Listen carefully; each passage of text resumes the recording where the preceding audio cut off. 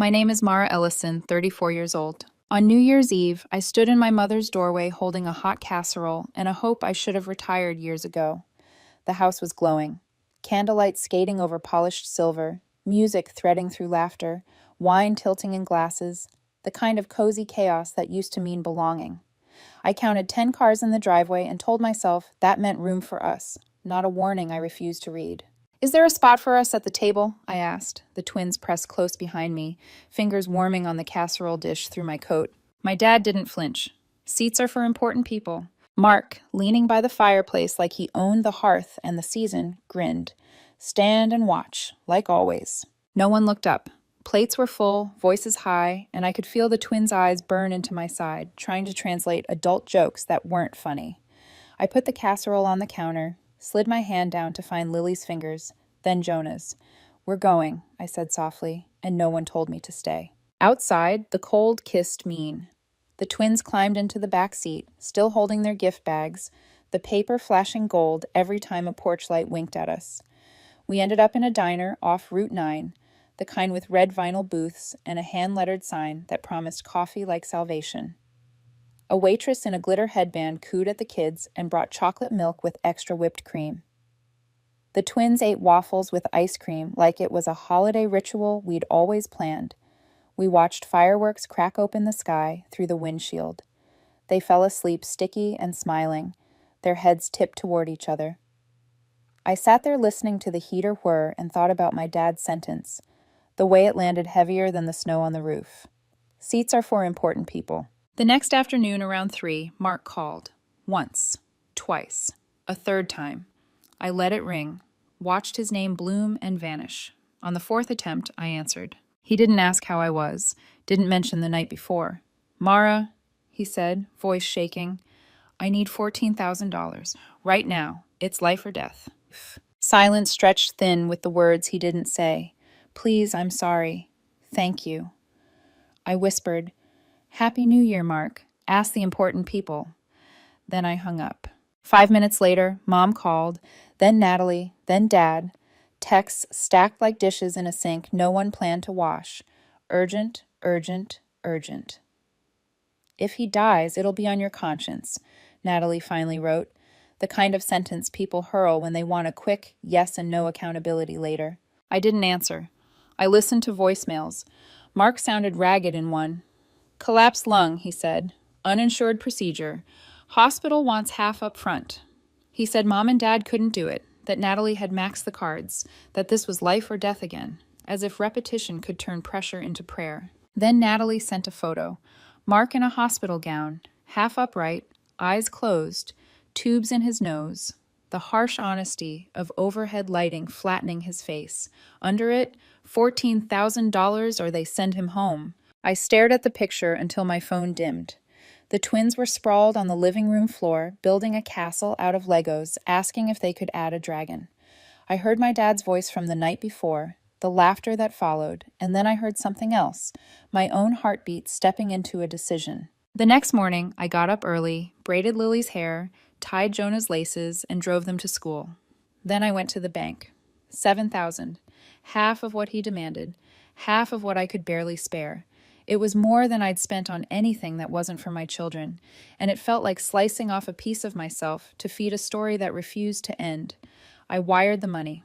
I called my mother to tell her. She sounded relieved, like a weight she carried for an hour had been lifted, but her voice stayed cold. No, thank you. Just, when is the rest coming? There is no rest, I said. That's it. She hung up. That night, Mark called. His voice was softer, gratitude dressing each syllable. Thank you, Mara. You saved my life. I'll pay you back, I swear, as soon as I'm out. He didn't sound like he was lying. He just sounded like a man who could be sincere and unreliable at the same time. I said, focus on getting better, and let the line go quiet. 2 weeks later, the surgery was posted on Facebook before he told me himself. Natalie crafted a perfect paragraph with hearts and hashtags, steeped in words like miracle and gratitude. We made it through the storm, she wrote. Family is everything. The photos looked like a commercial for resilience. Mark smiling weakly, hands clasped, hospital bracelets gleaming like proof. My name was not there. The money was not there.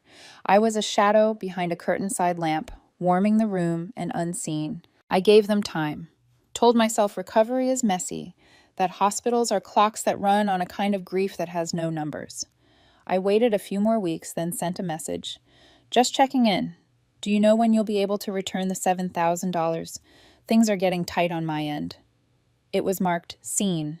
No reply. 2 days later, I asked again. Natalie responded almost immediately, the way you answer when the performance has already been written. We're going through a lot. Mark's still out of work. This has been emotionally draining. We hope you can be understanding during this fragile chapter of healing. Then, as if she'd been meaning to ask all along, could I help just a little more with new meds and extra rehab? Only a couple thousand to get us over the hump. That was the click. Not loud, but final. Something in me, something I'd been cushioning with casseroles and gentle text messages, snapped back into place. I wrote 2 words. No more. I could already hear the chorus they'd assemble. Selfish, heartless, bitter, ungrateful. The greatest hits. I pictured the table again, the way everyone had leaned in toward food and laughter while my kids stood behind me like an afterthought. I remembered the diner, the chocolate milk mustaches, the way Lily had fallen asleep holding a gift bag like it was a map back to a place that didn't want her. I wasn't going to fund that erasure anymore. The next morning, my mother texted, I heard you refused to help again. We're all struggling, Mara. Maybe think of someone other than yourself for once. That word, again, landed like a slap, as if the last 7,000 had been a rumor, as if my savings weren't real because I'd used them quietly, without witnesses or applause. I didn't answer. I kept my phone face down and folded laundry with the twins, pairing socks that never stayed together in drawers, but somehow always met back up in the dryer. For dinner, we made pancakes and ate them on the couch, syrup singing on our fingers. Lily asked if we were going back to Grandma's soon. I told her we were building our own New Year's traditions, with seats no one had to audition for. I wanted to believe that no could end a story, but in my family, no is an invitation to push harder. 2 days later, the doorbell rang. I checked the peephole. Natalie stood there holding a box of bakery cookies and wearing the kind of smile you put on when you plan to take it off right after you get what you came for. I opened the door enough for weather and words, not enough for entry. We just want to talk, she said, voice sweetening to hide the aftertaste. We're in a desperate spot. I'm sorry things got tense. She pushed the cookie box forward like a bribe that wanted to be mistaken for kindness. Then she named it $5,000. You have the ability to help. I don't know why you're punishing us. I didn't move, didn't speak. Sometimes silence is the only language manipulators don't know how to translate. I closed the door gently. 2 hours later, Mark called. He didn't ask. He demanded. Told me I owed him. Hinted he'd saved me from worse years ago, whatever that meant. Said family steps up, that if roles were reversed, he'd give me everything. It took everything in me not to laugh. You won't see another cent, I said, and ended the call. I thought that was the worst of it. I was wrong. The text arrived that night, not from Mark, not from Natalie, but from my parents. A family meeting at their house tomorrow night to talk this through like adults. I felt the old gravity tug at me, the memory of every argument I'd tried to win with truth and never did. I should have said no, but I wanted to see just how far they'd go to keep their story intact. I left the twins with the neighbor, drove to the house with my hands at 10 and 2, like the DMV still had a say, and walked into a living room set up like a tribunal. Mom, Dad, Mark, Natalie. No dinner smells, no music. Just fluorescent honesty and shabby carpet and the sense that I was about to be asked to disappear nicely. I sat. I waited. And I decided if they wanted a performance, I'd let them deliver it to a quiet audience who would remember every line. My mother opened the meeting like a manager reviewing an underperforming employee. No greeting, no small talk, just a clipped, "We think it's time you stop holding this money over everyone's head." I let the sentence sit. In the old days, I'd fill the silence, justify, explain, apologize. Tonight, I watched their faces the way a lifeguard watches a pool, calmly, ready to move if someone started drowning in their own story. My father leaned forward, elbows on his knees. It makes no sense that you can't spare a few thousand more. You don't have a mortgage. You don't have a husband to support. He said it like facts on a spreadsheet, as if my life were a calculation he could solve if I just handed over the right variables. Mark's voice cracked in. We carry each other in this family. Natalie opened a notebook with neat columns and colored tabs. She didn't look at me when she spoke. Here are the expenses you're refusing to help with: co-pays, post-op meds, physical therapy, transportation, lost wages, itemized empathy, monetized urgency.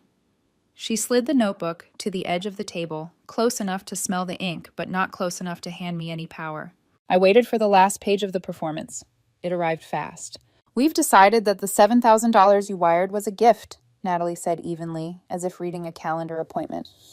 Given the circumstances. Mark nodded as if he'd thought of it, as if gratitude for a gift were blooming in his chest instead of entitlement.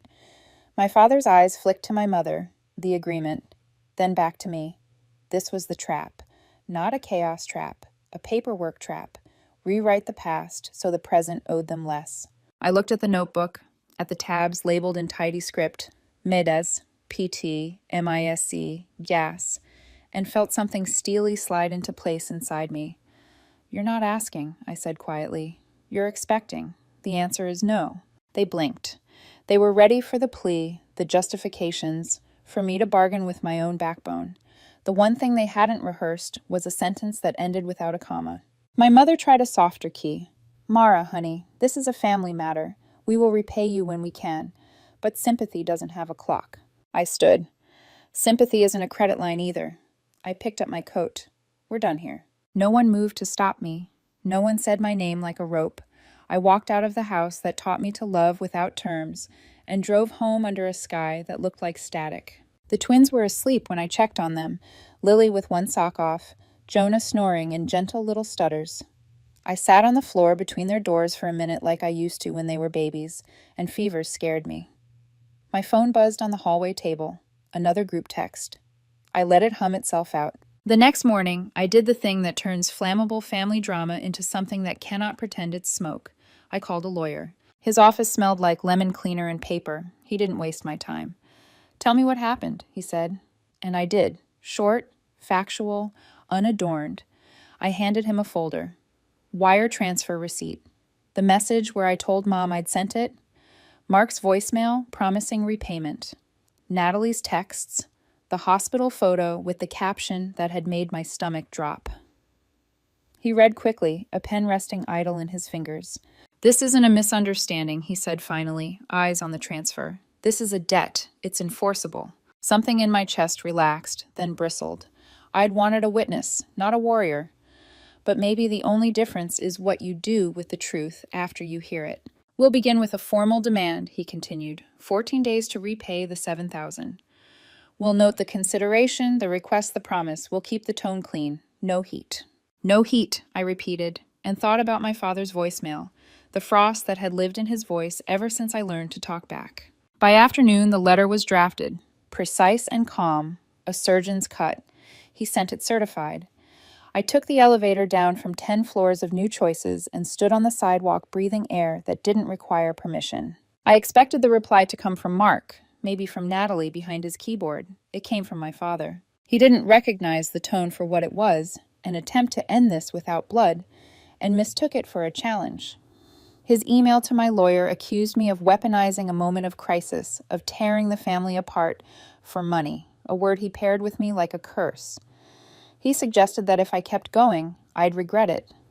The line wasn't explicit enough for police and more than explicit enough for a daughter. My lawyer forwarded it to me with one sentence. We proceed. That night, I drew a bath I didn't soak in and watched the phone on the counter like it might hatch. A call from an unknown number slid across the screen. I almost let it die. Something in me said answer. Hey, the voice said. Careful, familiar. It's Ryan. My youngest brother sounded the same and not the same. Oregon in his vowels. Some newer steadiness under the old shyness. We hadn't spoken in a year. Work, distance, deliberate neutrality. He never joined fights. He just refused to be recruited, which in our family felt like betrayal in its own right. I heard what's going on, he said. I want you to know. I've seen everything. I believe you. You're not wrong. I didn't speak right away. The sentence opened a door in my chest I hadn't known was still locked. When I could breathe, I asked, "How did you see everything?" He hesitated. "They added me to a private group chat before Mark's surgery, to keep the family in the loop. Everyone except you," he exhaled. "I didn't say much in it. I just watched." A pause, then the kind of kindness that hurts because it arrives late. "They've been talking about you for weeks." "Shame, thanks," he said. "At first it was little jabs, then—" He trailed. I took screenshots. I closed my eyes. "Read me one." He did. Natalie. "She's too proud to ask for help but expects to be included. Exhausting." Mark. "Let her stew. She'll cave. She always does. My mother. She should be grateful we even let her show up." The words didn't surprise me. What surprised me was how easy they sounded in his voice, as if he were reading a grocery list, not because he agreed, but because contempt had become that normal in their mouths. "Do you want the screenshots?" he asked. "I can send them." "Yes," I said, and my voice didn't shake. "Send them." They arrived in a minute, a slow cascade of proof no one intended me to have. I didn't scroll. I stared at the first one until the blue bubbles blurred. A thought rose clear above the noise. Proof is a mirror. They didn't want to see themselves. "They're panicking now," Ryan said quietly. "Mark's lawyer reached out to me. They want to settle quietly. No court." I looked at the bathroom tiles like they might offer counsel. Quiet had been my currency for years. I'd spent it until my pockets turned out empty, and I still owed more. "No," I said. "No settlement. We go on record." A beat. "Okay," he said, and I could hear him nodding, even across states. "I'll be there when you go to court. Just say the word." After we hung up, I sat on the floor and let the phone cool in my hand. The twins knocked on the door to ask if bath time could include boats. I said yes, too quickly, too brightly, and built a navy from plastic cups. Later, when the apartment went soft and quiet, I opened my desk drawer. 2 folders waited. Receipts, bulging now, and another I'd labeled Resolve.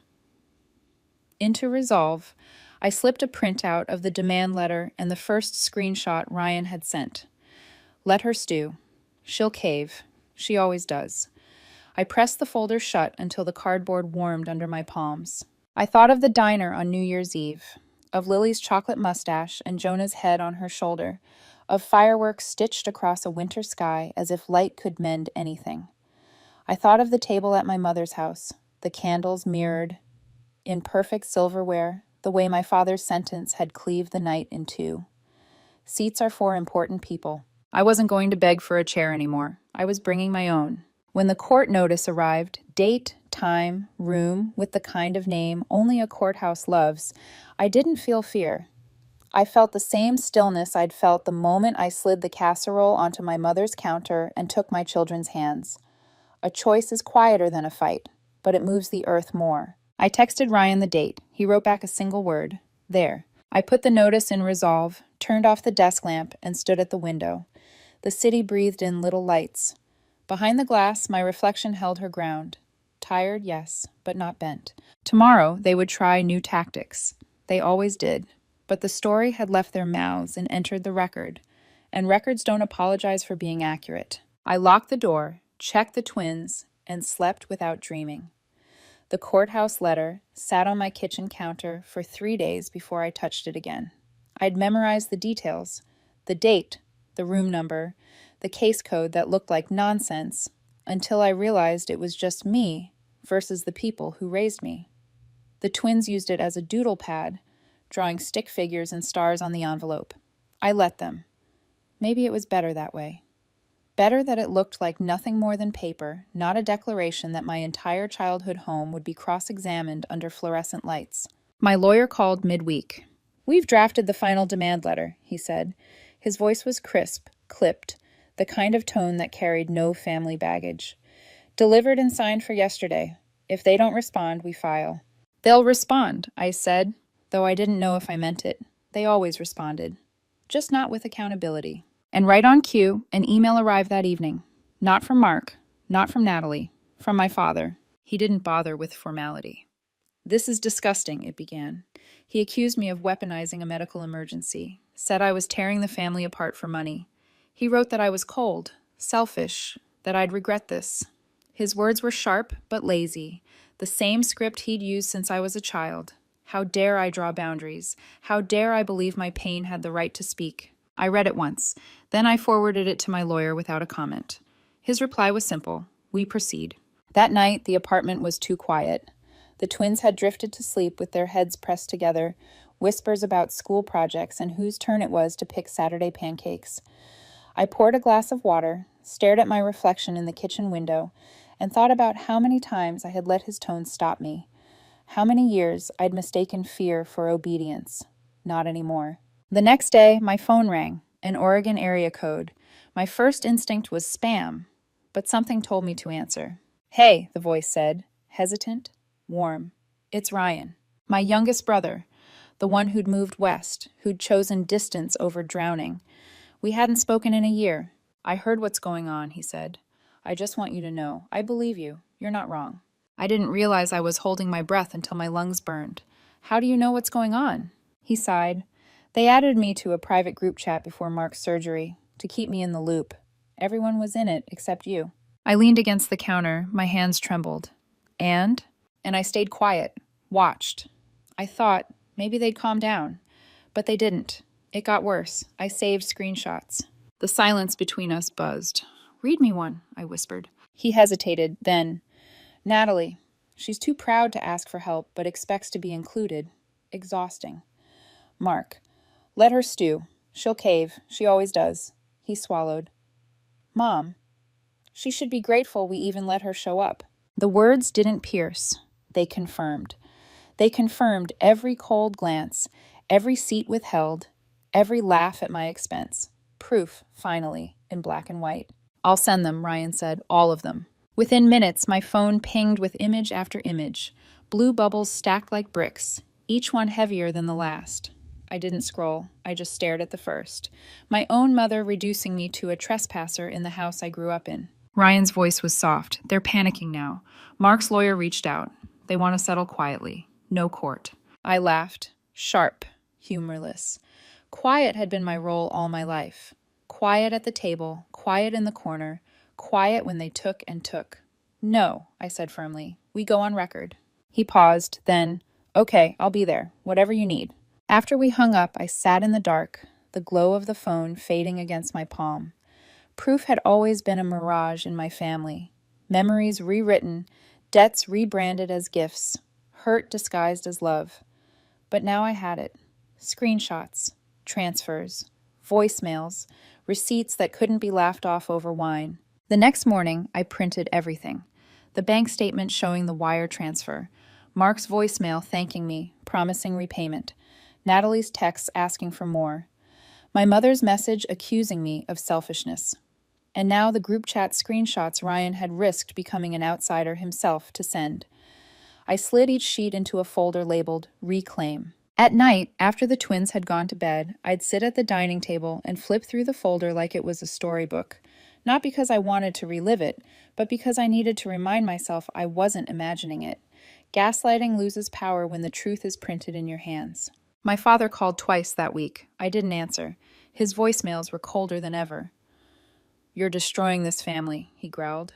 For money, for pride. Do you even hear yourself? I did. And for the first time, I wasn't ashamed of the sound. The following Monday, my lawyer confirmed the filing date. They can try to settle, but if you're certain, we'll see them in court. I'm certain, I said. My voice didn't waver. The twins noticed the shift in me before I admitted it to myself.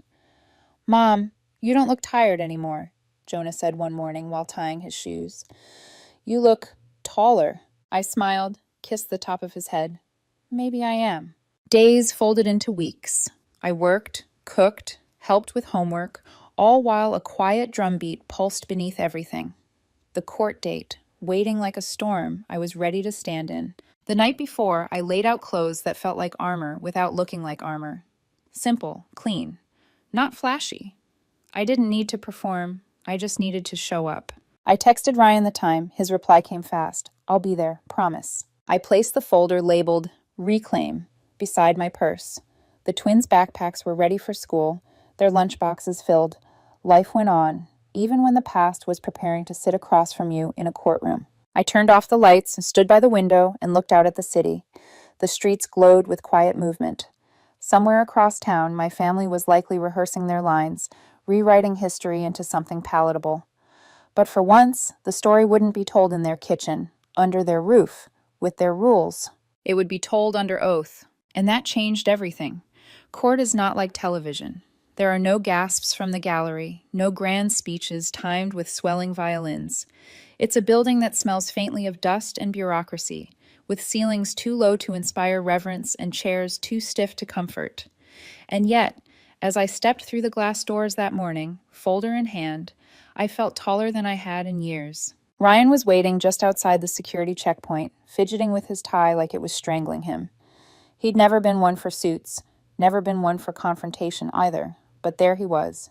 He caught my eye, gave me a small nod, and fell into step beside me. No words, just presence.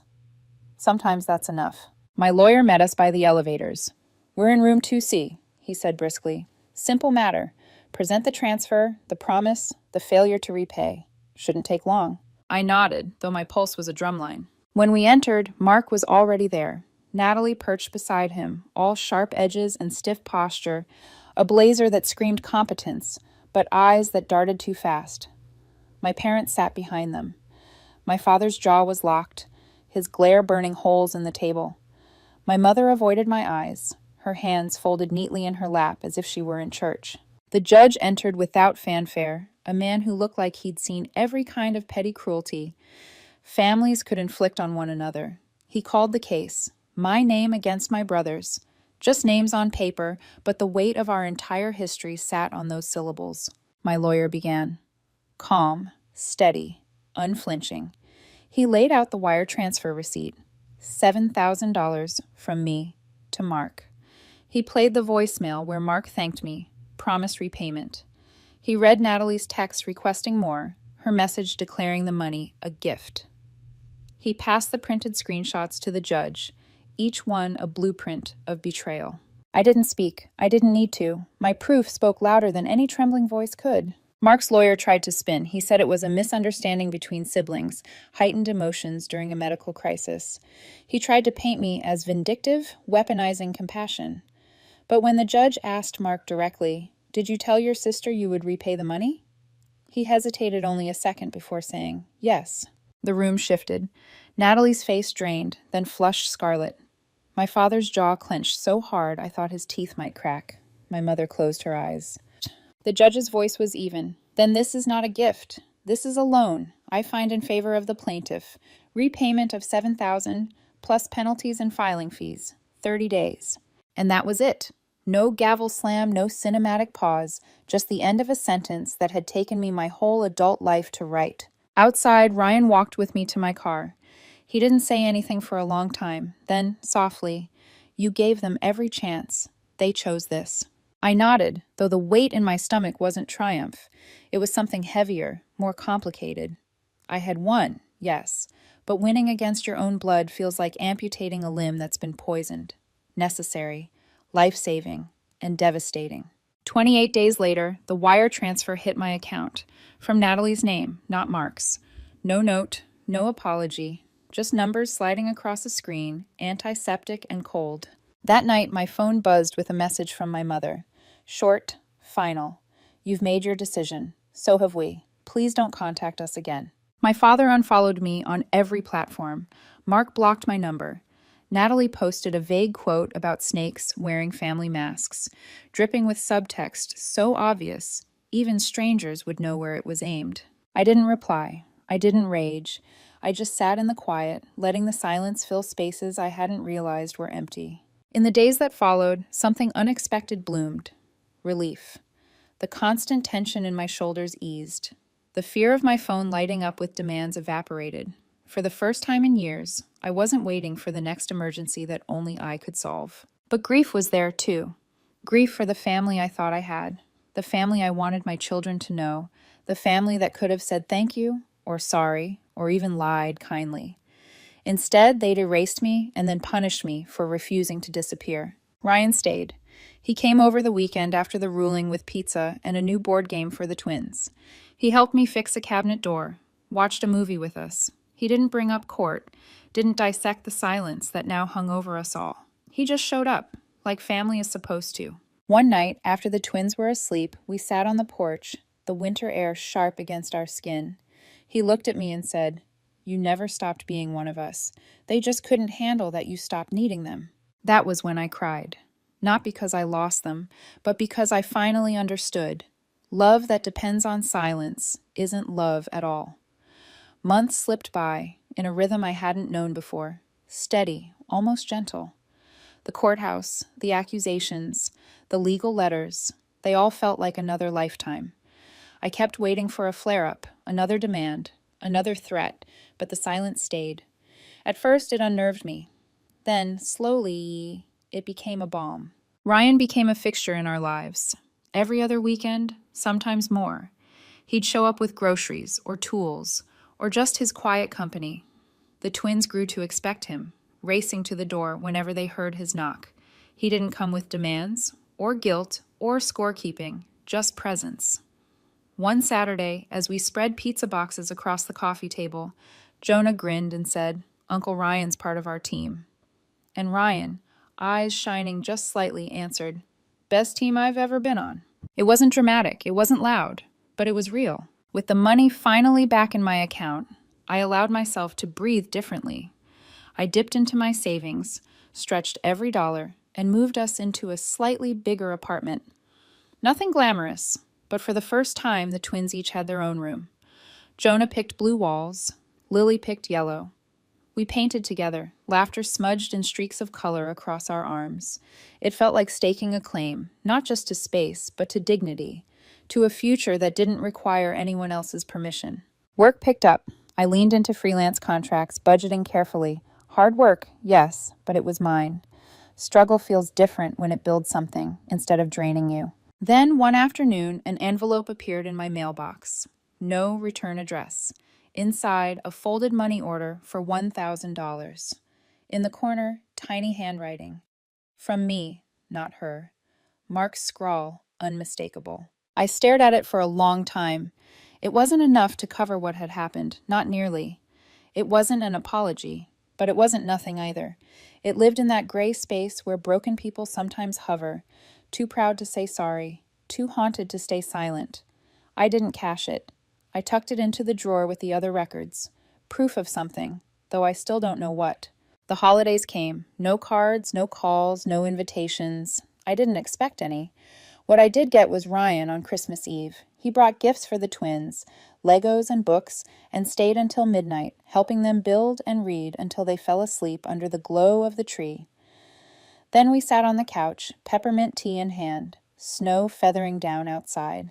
"Why didn't you pick a side before?" I asked quietly, not accusing, just curious. He looked down at his mug. "Because I thought I didn't have to. I thought we were all on the same team." He lifted his eyes to mine.